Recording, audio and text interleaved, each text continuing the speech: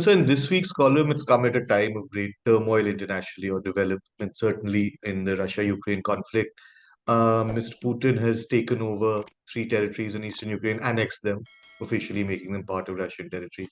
Uh, it seems like he's drawing a red line, saying that at least at any future negotiation, these are now mine or these are now Russia's. So that is a given in that sense.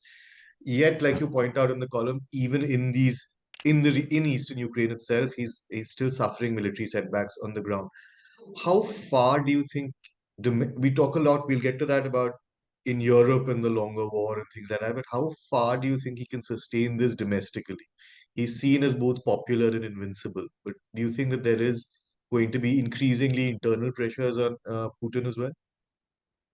I mean, already we've seen the pressures build up after the setback in the Kharkiv region a couple of weeks ago, where the Ukrainian counteroffensive led to a rapid gaining of territory and the withdrawal of Russian forces from the Kharkiv region.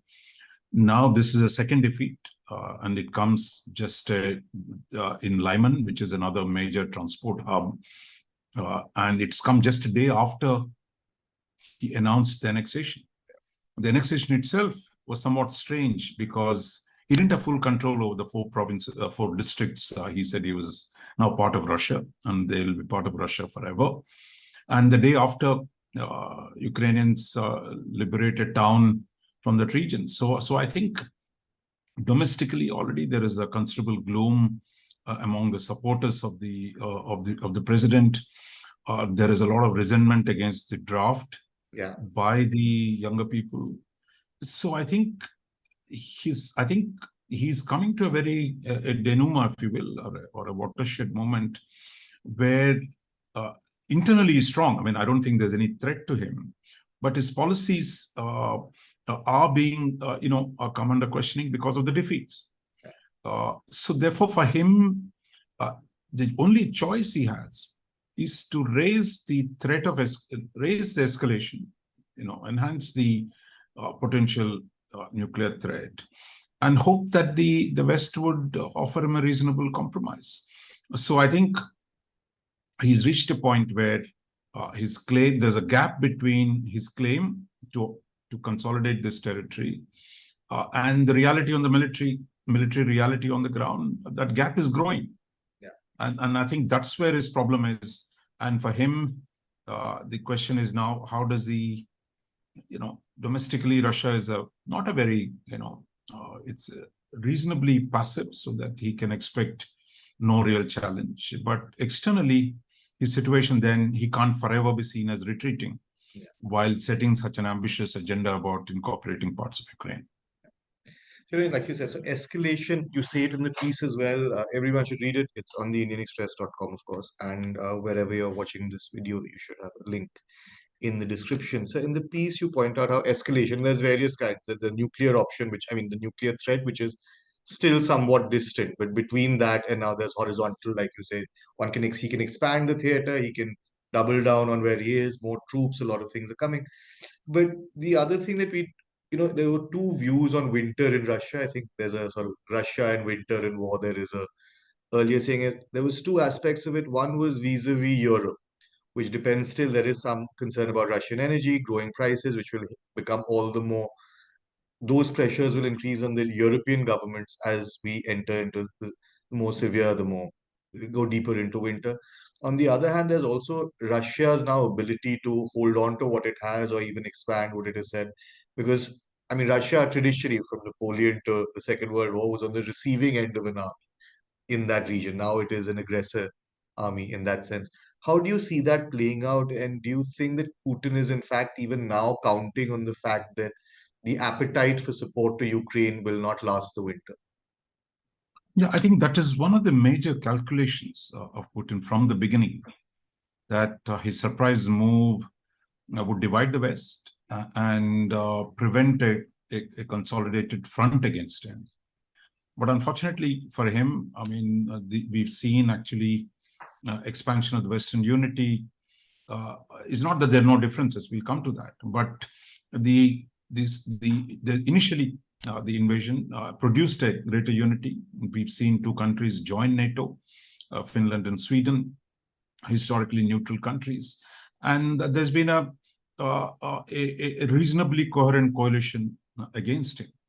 But as you said, the winter produces new dynamic. Here, the costs of the confrontation with Russia and the energy being, the supplies being cut off by Russia. What kind of consequences will it produce within Europe? Because America has no effect. Europe has an effect. So therefore, does it sharpen the divergences within the West? It's a big question. There, I think there, as I said, there are three views.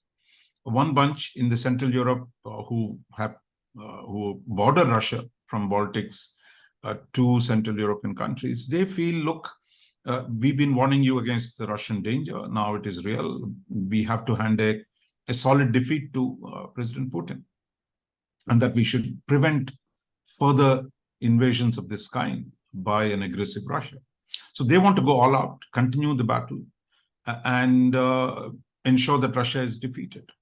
But for those in Western Europe, I mean, that is on the slightly far from the theater, like Germany and France, there are strong views that, look, Russia is part of Europe, Russian concerns must be accommodated, so therefore peace is important. Therefore, let's find a way to bring this war to a close. But there, the problem, of course, is any such deal would involve stabilizing the status quo, which is where Putin thinks, look, he's drawn a red line. But the problem is the red line is not holding.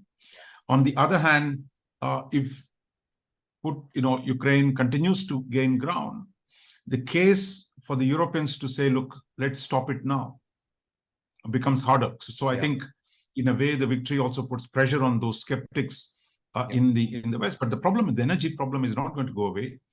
There have been some alternative arrangements have been made, but I think the crisis will get quite bad. Not just in terms of people have to wear an extra sweater at home, or turn down the air conditioners, close down swimming pools, etc. But the fact is, the German industry is deeply dependent on cheap Russian gas.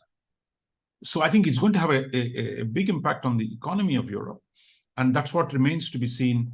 But at this point, Ukrainian victories actually prevent those who want to say, look, let's stop here, because everyone knows it's unfair to stop and to say, look, Ukraine should sacrifice territory for the sake of peace. Right. So I think that but the problem is, if we get to the nuclear point, where Putin says, look, it's a wider war, more intensive war. Now the only option I have is nuclear weapons, and not just tactical nuclear weapons. People talk about tactical nuclear weapons, but he can say, look, if the war becomes wider, you start with tactical nuclear weapons, you could end up with strategic nuclear weapons. That means even American territory would no longer be out of control. So I think that is for the first time since the Cuban Missile Crisis, we will be facing a real Armageddon, a moment of Armageddon. So at that point, do the current calculations hold? Or do they say, look, this is just impossible to contemplate, therefore, let's at least give something to Putin. So I think Putin's expectation is that the nuclear threat at some point will force a more compromising positions from the West. But at this point, the West is saying, look, we can't accept this. We can't accept the invasion. You pull back, then you can negotiate. But there were ideas of negotiation before the war began and after the war began. So there are ways in which interest can be met, but where the status quo is and how far the escalation will go, both are, I think, interlinked and will be there. So one final question. In the piece, you point out that it's not as though Russia is making friends. There are some, like India, we abstained in the UN General Assembly vote. China did too, its closest ally at the moment, at least among the major powers. Excuse me. Yet it's becoming more and more difficult even for people sympathetic to Russia, nation states who have both, for economic and strategic reasons as well as historical reasons, who have sympathies with Russia, to maintain this. As this escalation goes on, is that just set to become harder for India and even China, perhaps, because it doesn't seem to be paying off? It seems to be a much longer and a much sharper conflict than first anticipated. Exactly, because you remember on the Chinese side, at least, I mean, they announced a major partnership just before the invasion, a partnership without limits and no forbidden areas. But I don't think China has bargained for this. If Russia had won quickly, then it's nice. I mean, your friend has won a war, and you can gain something out of it. But a Russia that is seen to be losing and is also, calling for a crusade, I mean, a jihad, if you will, against the United States. Look, China is not into that. I mean, China has huge stakes, economic stakes in the West. They have problems with the West. They're with Europe, but the trade is close to $1 trillion with the US. So they're not going to simply say, look, let's burn the house down. They want a negotiation. I mean, they keep telling the Americans, let's talk new terms. And they can't simply go with this Putin's position of my way or highway, I mean, which is where Putin has put them. So I think you saw in the Samarkand summit, both China's Xi Jinping and India's Prime Minister Narendra Modi expressed their ambivalence. I mean, look, we don't, make it more difficult for us. But then when Putin said there, I'll address your concerns, and 2 days later announces the mobilization and announces the annexation. So he's now left himself a little room. So I think that dilemmas for India, China, and for the will inevitably come. Already, you see the Indian statement, we talked about deep discomfort. The Chinese statement in the UNSC, both of us abstained there on the question of annexation. And Chinese say, look, sovereignty of Ukraine must be respected. So I think for China and India, sovereignty has been a major theme of their position. That you can't change borders by use of force. You can't use military intervention to alter the territorial disposition. So for them to be seen as supporting Russia on this, if it was quick, if there were new facts on the ground, it would have been easier. People say, okay, what's happened has happened. But a prolongation and the prospect for a Russian defeat will make it complicated. And then the threat of a nuclear war. I mean, India is also a nuclear weapon state, and so is China. So that raises a whole range of new questions. So I think we are at a moment where everyone is going to be forced to take a fresh look. And the same applies to the United States and Europe. How far do you go with this? Is there room for it? Can you compromise at all on a question of aggression and annexation? So I think there's going to be a tough few weeks ahead for the world. Well, hopefully not. It doesn't get to the ultimate this thing. Thank you so much, sir. Thank you so much, Shaunak. We'll see you next time.